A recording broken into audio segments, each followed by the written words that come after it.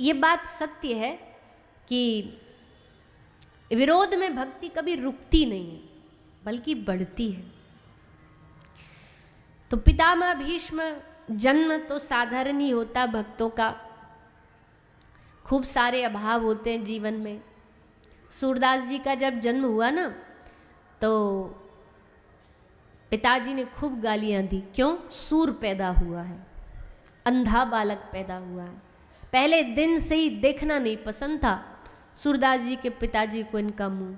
जब से आया घर में गरीबी लेके आया है, काश मर जाता, न जाने क्या क्या आप शब्द बोलते थे। कोई घर में इनका भक्ति में सहारा नहीं था। सूरदास जी ने थोड़े थोड़े से बड़े हुए, अब बुद्धि आ गई, समझ में आ गया कि पिताजी कुछ प्यारा नहीं, बस पैसा प्यारा है। तो क्या किया सूरदास जी ने, एक बार इनके घर में पिताजी पंडिताई करते थे, ब्राह्मण कर्मकांड से जीवन चलाते थे। तो एक बार कहीं यजमान के घर गए, यजमान ने 2-4 सोने की मुद्राएं दे दी, सिक्के सोने के। अब वो ले आए, बड़े खुश, हाँ आज तो दिन बन गया हमारा, 4-5 सोने की मुद्राएं आ गई, अब तो जीवन बढ़िया कटेगा। अब वो करनी ऐसी कि लेके आए और रखी थी, और सुबह देखे तो चोरी, गायब। अब किसी पे गुस्सा ना फूटे, एक पे गुस्सा फूटे। कौन? ये अंधा जब से आया है, लक्ष्मी तो टिकती नहीं इस घर में। जब से आया इसने पूरे घर का माहौल खराब कर दिया। खूब उल्टा सीधा सुनाई। सूरदास जी ने सोचा यही बढ़िया मौका इस चुंगल से निकलने का। सूरदास जी बोले, पिताजी हम बताएं आपके वो 4 सोने की मोहरें कहाँ हैं? पिताजी बोले, हाँ हाँ बताओ बताओ, जल्दी बताओ। सूरदास जी बोले, बता तो देंगे, पर हमारी एक शर्त है, उसके बाद हम घर छोड़ के चले जाएंगे। बोलो। सूरदास जी को लगा 2-4 सेकंड तो सोचेंगे, इन्होंने 1 सेकंड भी नहीं सोचा। वो मंजूर है, हम तो चाहते तू घर से जा। अब सूरदास जी तो भगवत भक्त थे, दृष्टि नहीं थी, पर वैसे तो दिव्य दृष्टि वाले थे, तो देख के बता दिया कोई चोरी वोरी नहीं हुआ। आपने जहाँ वो पोटली रखी थी 4-5 सिक्कों की, उसको चूहा खींच के ले गया, बिल में घुस गया, वहीं बिल में ही रखे हुए, निकाल लो। तो पिताजी ने जाकर खोदा, बिल में से सिक्के निकाले, बड़ा खुश, हाँ मजे आ गए। अब सूरदास ने ही रास्ता बताया था, पता तो ने एक थोड़ा मन में भाव आ गया नेक सी देर के लिए। सूरदास को बोले, बेटा तू मत जा, तू यहीं रह जा। क्यों? कभी फिर सिक्का खो जाए तो बता तो देगा। तो बेटा तू कहीं मत जा, तू यहीं रह जा। अब सूरदास जी बोले, अब इनको डराना पड़ेगा। सूरदास जी बोले, अच्छा अभी तो आप कह रहे थे हमको शर्त मंजूर है, अब कह रहे हो रुक जा। बोले, ना ना बेटा तू रुक जा। सूरदास जी ने फिर एक नया आइडिया निकाला। सूरदास जी बोले, देखो सिक्का मिल गए, अब हमको रोके दोबारा खो जाएंगे। पिताजी बोले, फिर तो अभी निकल, तुरंत सूरदास जी निकल गए। ऐसा सूरदास जी का तुलसीदास जी को देख लो, तुलसी बाबा का चरित्र पढ़ो। जीवन में कितने कष्ट, जन्म से ही कष्ट, इतने कष्ट मिले, और तब जा कर के भगवान की भक्ति के मार्ग पर आगे बढ़े। तो कहने का मतलब, भक्त का जन्म तो साधारण होता है, पर उसका मरण ऐतिहासिक होता है, उत्सव होता है। पितामह भीष्म आज अंतिम समय में बाणों की सैया पर लेटे ठाकुर जी आए, भगवान का दर्शन किया, बड़े खुश हुए। क्या अर्पण करूं भगवान? कोई कहता है फूल चढ़ाऊंगा, कोई कहता है फल चढ़ाऊंगा। मैं अपनी मति आपको चढ़ाता हूँ, अपनी बुद्धि आपको चढ़ाता हूँ।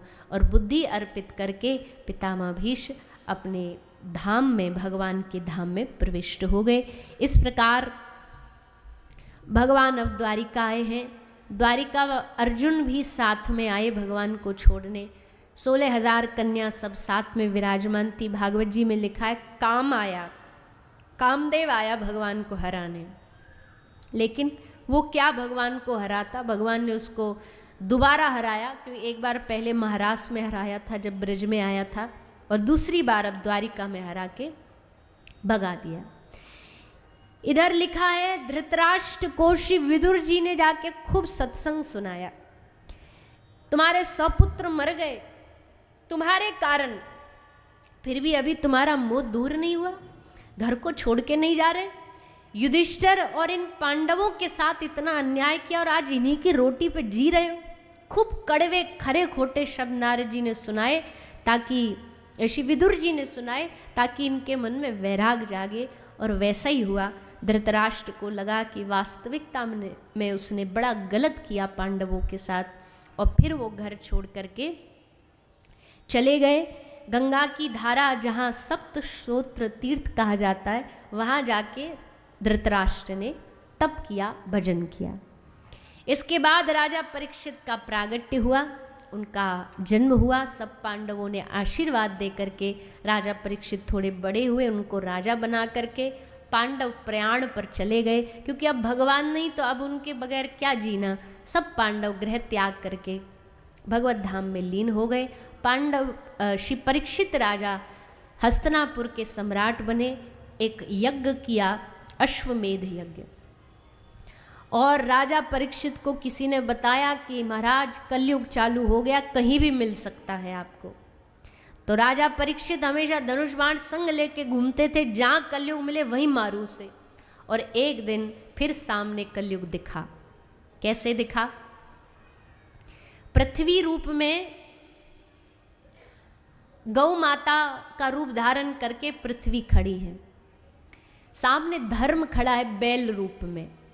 बैल के धर्म के 3 पांव कट चुके हैं। इस कलयुग में एक ही चरण जो है धर्म का वो शेष है। गौ माता रो रही है, आंखों में आंसू है। धर्मराज पूछते हैं गौ माता से, देवी आप क्यों रो रही हो? क्या मेरी दशा को देख के रो रही हो? गौ माता ने कहा, हाँ या ये तो है ही, आपकी पीड़ा देख के पीड़ित हो रही हूँ, लेकिन मेरे दुख का सबसे बड़ा कारण ये है, मैं पृथ्वी अकेली रह गई। मेरे प्राणनाथ मेरे प्रभु मुझे छोड़ कर के चले गए, अब मैं कैसे रहूंगी उनके बगैर। तो पृथ्वी बड़ी दुखी, ऊपर से कलयुग का कष्ट। कलयुग आया एक राजसी वेश में और गाय को मारना आरंभ कर दिया। राजा परीक्षित ने देखा कि भैया ये तो अनर्थ हो रहा है गौ माता के साथ, तो धनुष बाण निकाल करके मारने के लिए राजा परीक्षित आगे बढ़े कलयुग को। देखो ये बड़ी महत्वपूर्ण बात है। पहली बात तो यह है कि जो राजा के पदों पर बैठे हैं, महाराज परीक्षित जैसे जिनके पास पावर है, उनको अपनी शक्ति के द्वारा गाय की रक्षा करनी चाहिए। कोई गौ की हत्या कर रहा है, किसी प्रदेश में गाय की हत्या हो रही है, तो वहाँ उन पदों पर कुर्सियों पर बैठे नेता, राजनेता, इन सब लोगों को उस अत्याचार को, सधर्म को रोकना चाहिए।